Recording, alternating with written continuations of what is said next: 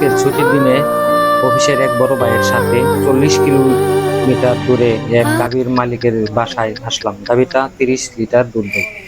Holstein Friesian গাভীর দাম প্রায় 2,80,000 টাকা দামে নেওয়া হয়েছে, সাথে 1 মাসের একটি ষাঁড় বাছুর।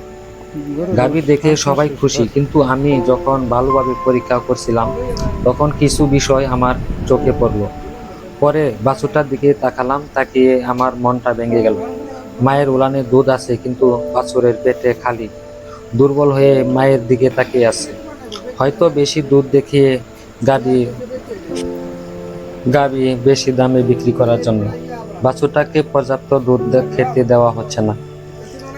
সেই মুহূর্ত মনে হচ্ছিল মা গাভীটা যেন তার সন্তানের জন্য অপেক্ষা করছে, আর বাছুরটা শুধু মায়ের একটু দুধের আশায় তাকিয়ে আছে।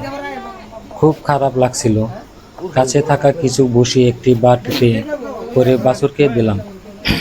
ক্ষুধার্ত বাছুরটা যখন খেতে শুরু করলো তখন অত্যন্ত একটু শান্তি পেলাম।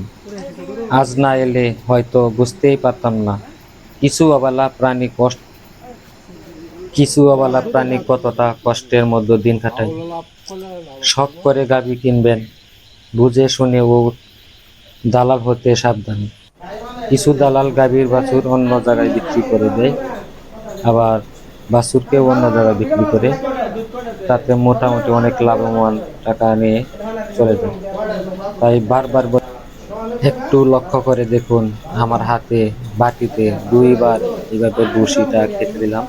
বাছুরটা খুব তৃপ্তি সহকারে খাইতেছে। খুবই কষ্ট লাগলো বাছুরটা এই অবস্থা দেখে। দেখেন।